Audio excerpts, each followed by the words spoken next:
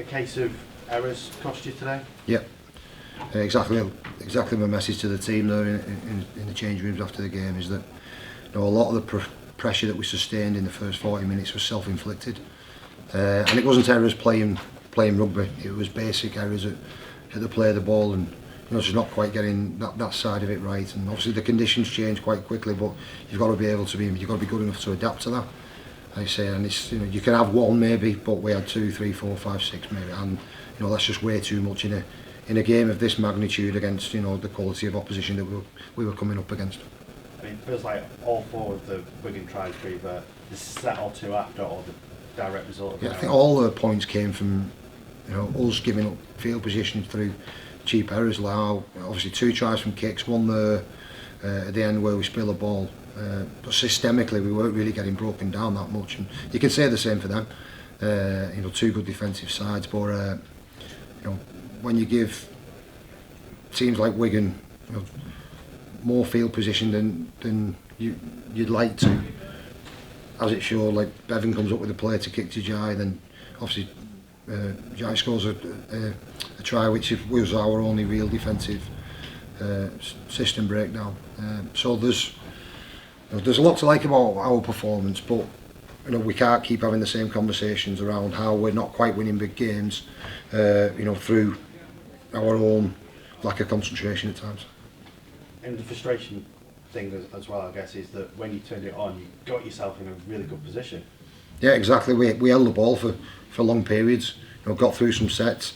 Then Wigan started to make some errors, and we got our hands on the ball. Jack started to look more threatening, as did Tristan.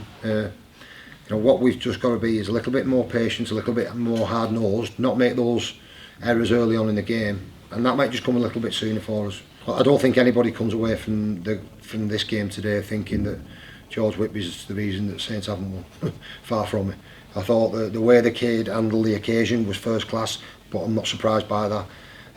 He kicked the ball effectively, and I think he'll benefit so much from being involved in a game like this. And there'll be a lot of lessons to be learned, but he held up really well defensively. So I can't really fault George in terms of the way he approached the game. I thought he was excellent for such a young man playing in that environment. Well, Joe Batchelor, a pacer, has done his hamstring, so obviously scans, whatnot. We dealt with a little bit of disruption there tonight, this afternoon. Sorry, John Benson came off with an HIA, went back out there. We ended up with Morgan Knowles at the back row at one point. He was in at 9 when Moses went off, so he was incredible today. 80-minute performance, covering a number of different roles. But yeah, Joe Batchelor is the big concern coming out of the game. It's looking like Harry's going to be a 6-week layoff. So again, a frustrating one for us. Particularly in the outside backs, we've been chopping and changing there, and our combinations become slightly affected. But the way the lads have approached that has been really good. A couple of Warrington games recently, and obviously this one today.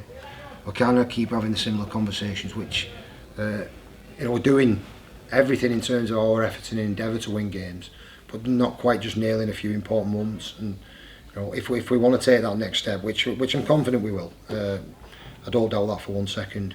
But the responsibility is on us to make sure we make those little tidy ups in our game, because there's so much to like about what we're doing at the moment.